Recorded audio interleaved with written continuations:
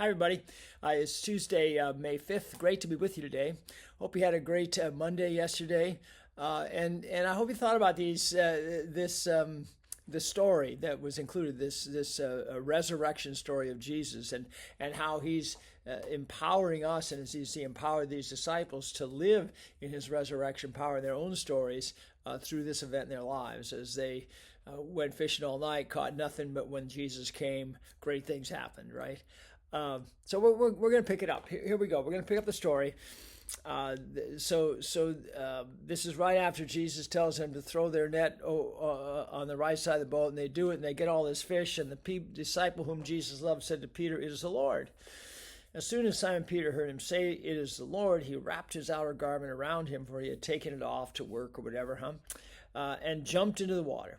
The other disciples followed him in the boat, towing the net full of fish, for they were not far from shore, about 100 yards. When they landed, they saw a fire of burning coals there with fish on it and some bread. Now notice, it was already there. All right? It was what Jesus had prepared already for them. This fire with coals and fish already on it. They didn't take the fish from the boat, right? Jesus said to them, "Bring some of the fish you have just caught." Most commentators say, well, what they had to do was kind of take their catch and prepare the little ones they had to throw away. They weren't going to waste everything, just to have that done, to have that work done. Jesus already had the fish to eat right there, right? It says, Simon climbed aboard and dragged the net ashore. It was full of large fish, 153.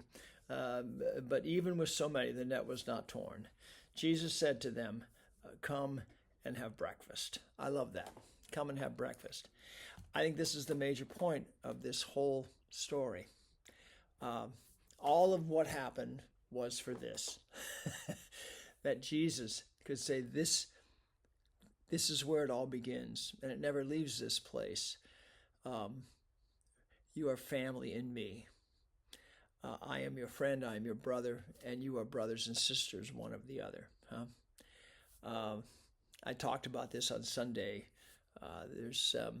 We live this out. Everything in our lives flows from the relationship, and the closest of that is whoever we consider to be family, the closest relationships of our lives, right? And from that flows wonderful things in our lives.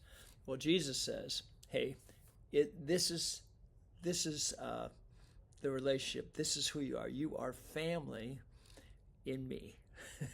Come and have breakfast." And I think it's so. Lots of times we think about all the stuff we should do, and all of that comes from who we are, from being. And we know this is the way it works in our lives, and certainly it works with our lives in Jesus. Who we are in him, and we just don't stand individually there, but we are family. We are part of the people of God. We will live with one another for an eternity. And so everything that came before was to have them sit down and experience that they were family. They were looking for this strength when they went fishing. On a human level only.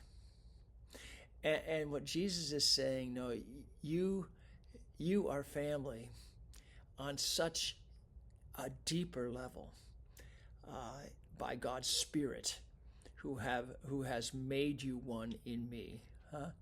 And so his point here, his gift, is that everything that flows, everything that you do flows to the reality that you are family in me. And of course, I talk about sharing life and creating friendships and inspiring hope. That's what we do. It's all about relationship, and it all springs from who we are in Jesus. So would you pray with me? Dearest Jesus, we thank you for this day and for this moment. We thank you that we're family. Help us to live from that place. Amen. See you tomorrow. Bye-bye.